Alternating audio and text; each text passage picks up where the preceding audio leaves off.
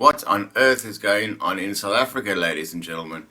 It's been a topsy-turvy time on the southern tip of Africa. We've had mass looting last week, 200 malls been burnt down, an attack on the South African economy, you could say, on the heels of Jacob Zuma being brought to book finally. Now, who knows who's behind all of this, but it's nefarious at best. But it just talks to me about the lack of this whole situation talks to me about the whole lack of credibility of the lockdown. If you can have full taxis taking people to work, there's no point in having a lockdown because the virus can spread as it will through the taxi systems of South Africa. You can go. You were for a long time able to go to the cinema, but you couldn't do other things. So there's the rules don't seem to make sense. So if you can have a full tax, you might as well open up the whole economy and let the economy go. But at the moment it's been stifled and going smaller and smaller and smaller. Your tax base is going smaller and smaller and smaller.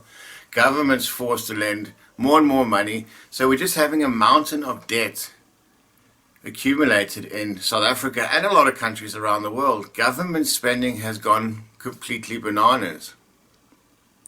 Show me some evidence where the lockdown has actually brought down COVID-related deaths. In my opinion, this virus is going to have its natural peak and trough, and you've got to be prepared. Your mind and body have got to be prepared for this virus. I think running away from it and blocking yourself from society affects your mental status, which ultimately affects your physical status. So I think the narrative has been all wrong. If you are concerned, if you are at risk, if you are feeling cautious, stay at home, but don't force the entire country to stay at home at certain times, and then it just slows the whole economy down. And to kickstart the economy, it's going to take years. And the economy was already in a shambles before that. Now we're going to put trillions of rands of debt on top of that, unemployment, and people are desperate. So on some levels, you understand why they would be out looting. But on another level, you're burning down a shopping center that you need to get bread from in a week's time, you know. So you're cutting your nose off to spite your face. I think there's a problem with mentality is it's very much a short-term gain, and who cares about the long term. And one thing that really grates me is seeing people driving by themselves with the window up, with a mask on. Would somebody please explain to me the need for this? When I wear a mask, it's stifling to my breath, it makes my beard itchy when I've got a beard. It's just not a pleasant thing to be. So why would people purposely in a car, by themselves, in an airtight cocoon, feel the need to wear a mask? I do not understand. I think the whole world's gone crazy. And I really, really feel sorry for the restaurant owners, the pub owners, anybody in the tourism industry, the nightclubs.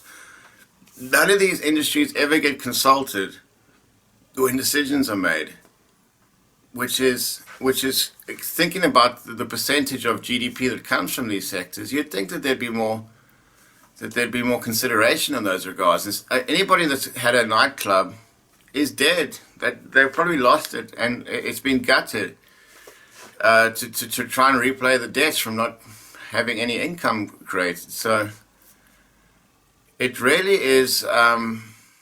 You could say the lockdown itself is a very short-sighted system. It's indicative of what's going on in the country. Let's lock down here. Is there any evidence that the lockdown actually works? Has it brought down deaths? And condolences to anybody that has lost anybody during this. My thoughts go out to you.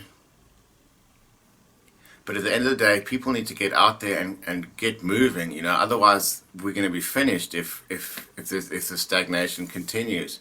I look at the golf yesterday, and they had full stadiums there. Wimbledon was people enjoying themselves. What is different between that situation and our situation? I mean, sure, you could say they've all been vaccinated, but I'm hearing stories of people that have been vaccinated getting sick afterwards. So I'm wondering why certain countries have a more forward-thinking approach. Okay, let's open up as soon as possible. Whereas a country like South Africa is, will ban the booze, a 9 o'clock curfew. I haven't had a 9 o'clock curfew since I was 7 years old. You could say this is all just nationalization on a growth scale.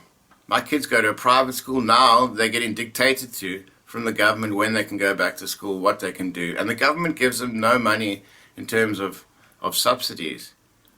So under our nose, we've managed to lose a lot of our freedoms, freedom of movement. There's the creep of nationalization, massive debt. Where is this all leading to, ladies and gentlemen? That is my question. I call for decisive leadership. I'm looking forward to the next elections. I'm hoping some independent candidates like Thuli Madonsela can run. Somebody with credibility who can speak to all colors and creeds, understands the plight of the poor, and understands how to get the economy going. That is what we need in this country. Just by replacing the ANC with a different cast of characters isn't going to change anything. We need decisive leadership. And you could say we need to have a look at, is the democracy system that we've got at the moment fit for Africa? How to make things more African? That's another thing I'm puzzled about, is the ANC and the EFF always go on about black Africanism, how to remain true to our roots, don't get caught up in colonialism. But the first thing we do when we have a pandemic is we don't look at African traditional remedies. We go straight into the WHO and take whatever they say as gospel. So where is the African approach to this coronavirus? And where is the freedom of choice? If you want to wear a mask all day, if you want to stay at home, if you want to be at home by 9 o'clock, that's your business. But other people who feel confident to go out, have possibly had it and have antibodies, or if they have faith in the vaccine, why do these people need to be staying at home? Just because people with comorbidities and old people might be at risk. So the whole thing to me is really quite saddening for me. South Africa has so much potential, a lot of beautiful people, a lot of beautiful cultures. Why can't we just work together? I get the feeling that a lot of the time political forces are trying to divide South Africans and not bring them together. And that, ladies and gentlemen, is the beautiful thing about Springbok rugby. That is the one thing that brings the whole of South Africa together.